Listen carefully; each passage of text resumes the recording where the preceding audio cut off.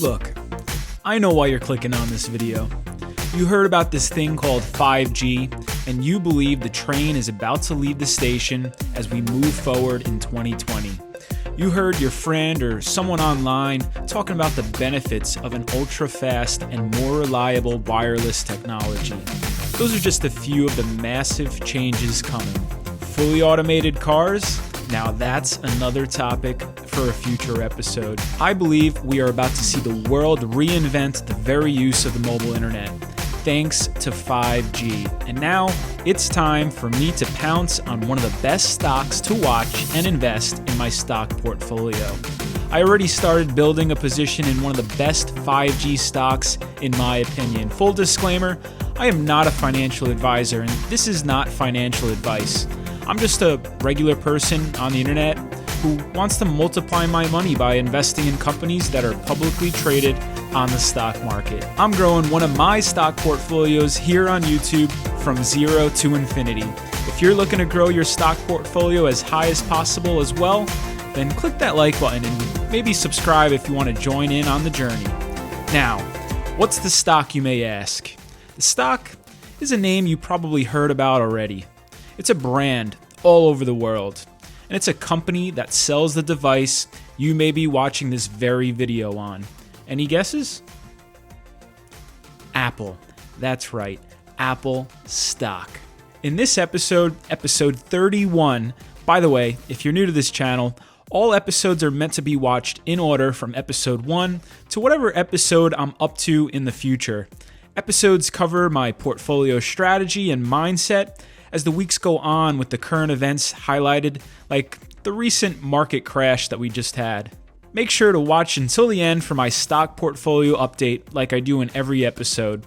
Remember, everyone has their own personal investment goals of building wealth, so always do your own research. You may already know, I already invested in 5 shares of Apple stock during the stock market crash this last month. While others were fearful, I was getting greedy. One of Warren Buffett's favorite mottos. Let's pull up the Apple stock chart on your screen. You see those yellow check marks. The yellow checks indicate the approximate time I purchased each share last month. If you total up the price per share for all 5 shares and divide by 5, my cost basis at the time of this recording is $245.03. And you could see the stock closed at $282.80. If I can buy cheaper shares in the coming months and years, that sounds good to me. I know what you're thinking, 5 shares? That's nothing. And I'd agree with you on that one. If you've been following along with my episodes, you already know I'm building one of my stock portfolios starting at zero.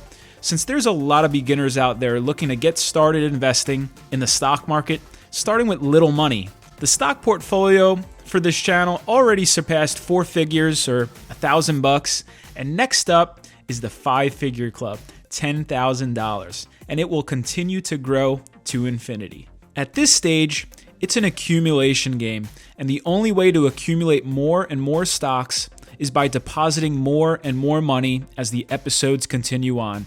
So let's get straight to it. 5 reasons why I bought Apple stock and why Apple will continue to be one of my largest holdings in my stock portfolio. Reason number 1, the 5G train is leaving the station. As mentioned, I think the 5G revolution is real, and the iPhone upgrade cycle is coming in 2020 and will continue for years to come. Rather than invest in a semiconductor company that makes the chips that goes into all the 5G devices, I'd rather invest in one of the dominant hardware makers out there, Apple. Over time, consumers will want to migrate from their old 3G and 4G phones to brand new 5G phones. There's definitely a growth story, in my opinion. There will always be a select group of consumers that will want the latest and greatest smartphone. It's a very sticky product. Once you get an iPhone, the odds of you staying in the Apple ecosystem are very high, in my opinion. The cost per customer acquisition is a very underrated metric when reviewing companies, and I think Apple dominates that metric, mainly because if someone buys an iPhone, there are strong odds that that iPhone user may need a new laptop or tablet, or even a watch on their hand down the road. Guess what? guess who has a great shot at earning that consumer's business? Apple has lifetime customers, which is why the company can charge a premium for their products compared to the competition. Looking on your screen, consumers that get in early on a product or new innovation like 5G, these are called the innovators, and then the early adopters. As the word spreads amongst your friends and family about how fast your phone is running, this is called word of mouth marketing.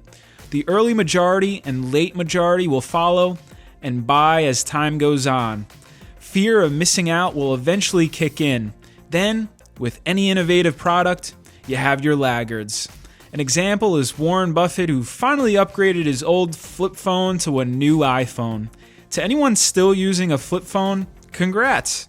You're part of a dying breed, especially in today's time.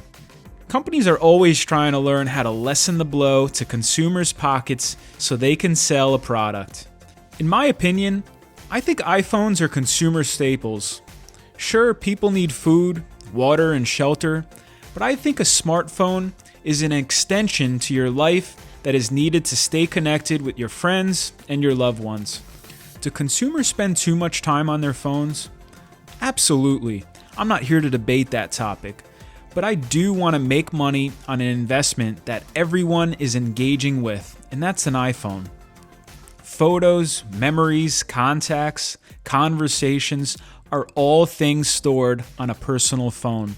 Sometimes our mind can get filled up and we need a second source to store our data, and that's where the iPhone comes into play. On to reason number 2. Apple stock has been a quality tech leader for quite some time, and I believe the CEO, Tim Cook, is getting ready for the next growth phase, even though the upcoming earnings numbers may be some of the worst numbers we see. I think the leadership team at Apple will make the right decisions and will continue to invest in innovative products like they've been doing with the 14-inch MacBook Pros, new high-end headphones, a low-cost iPhone 9, an Apple Watch Series 6, the list goes on. The wearables industry is just getting started.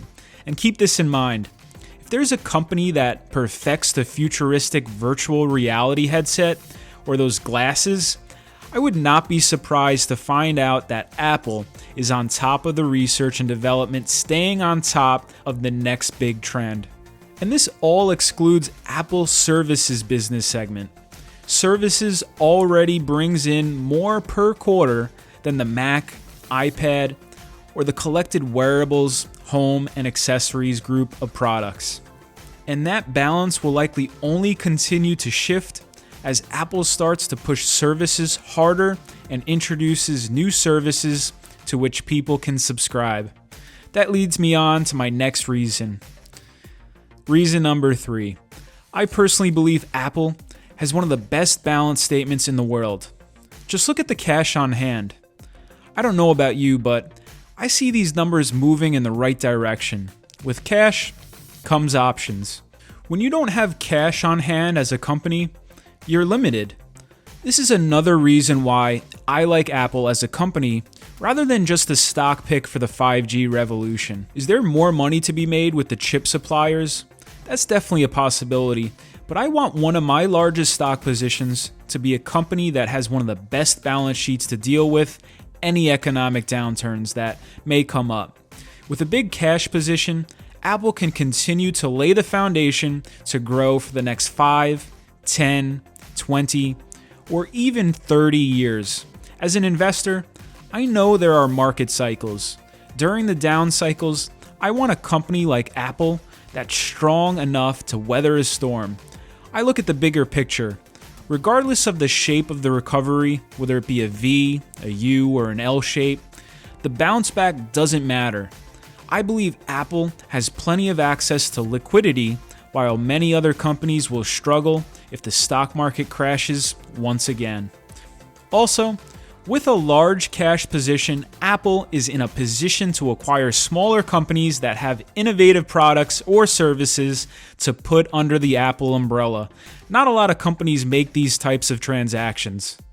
On to reason number 4, stock buybacks and the Warren Buffett effect. It's no secret, Apple likes to invest in itself. With all the cash on hand, what better way to invest than in your own company?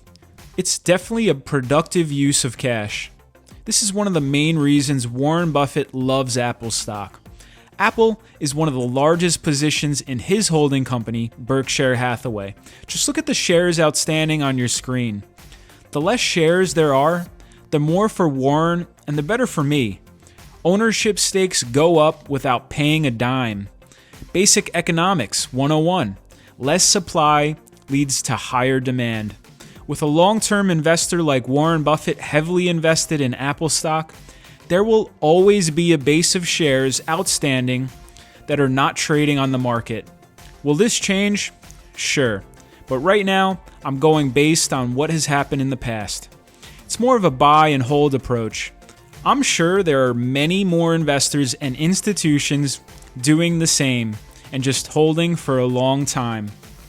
Certain companies are in the position to buy back shares, and I think Apple is on that list. Even Buffett mentioned he should have appreciated Apple stock much earlier. He sure is a happy guy when his ownership stake in Apple continues to rise. He understands that smartphones are part of many people's lives. And the last reason number 5, dividend income. Apple is a dividend stock. As an Apple stockholder, dividend income will hit my stock account every 3 months. Just look on the screen. Last quarter, Apple paid its shareholders 77 cents for each share you own. Just keep in mind, past dividend history doesn't guarantee future payments. Lots of dividend stock investors are learning a big lesson with all of the dividend cuts that are going on with the recent stock market crash. If I want more dividend income from Apple, then I have to buy more shares. As mentioned, this is the name of the game. It's the accumulation game. I'm planning to continue to buy Apple stock as my portfolio continues to grow to infinity. As a long-term investment, receiving dividend checks is a huge plus. And those are the 5 reasons I personally think Apple is the best 5G stock to buy in 2020. To wrap up, as I do in every episode, here's a quick stock portfolio update. I created this channel to consistently track, share, and document one of my stock portfolios and my journey from zero to infinity. I mark my progress in each YouTube thumbnail. Currently, we're up to a little over $3,900. I still haven't sold any stocks at this point in time. My goal is to continue to keep putting money in this stock portfolio on a regular basis so my holdings can continue to grow for years. By the time you know it, you'll notice my thumbnail balance will be much higher in the future than it is today. My current stock holdings are Apple, Fiverr International, Starbucks, and Penn National Gaming. And let's finish it there. Play the music. As always, this episode is not intended as investment advice. Do your own research prior to making any investments. Read the disclaimer on your screen fully. Remember, all opinions in this episode are mine and mine alone. I'm not a financial advisor, and this video is for educational and informational purposes only. Maybe I didn't earn your subscription with this episode, but there's always next episode. It's free to subscribe, and follow me on Instagram if you like reviewing stock market charts. My favorite comment from last episode is on your screen. Maybe you'll have the best comment in the next episode. Look out for it. By the way, to everyone that's made it to the end, look out for a change to the channel name and logo. Lots of rebranding ideas have been running in my mind, and I've been working with my graphics team on awesome design concepts. Also, if anyone is handy with video editing, please reach out via Instagram or email. I'm looking to implement different video edits for my motto of zero to infinity. Up until this episode, I've been using a rocket ship launch in past episodes, and I'm open to other cool ideas moving forward. I appreciate your time for this episode. Thanks again for watching. Remember, I'm just getting started. Let's keep building from zero to infinity. Peace.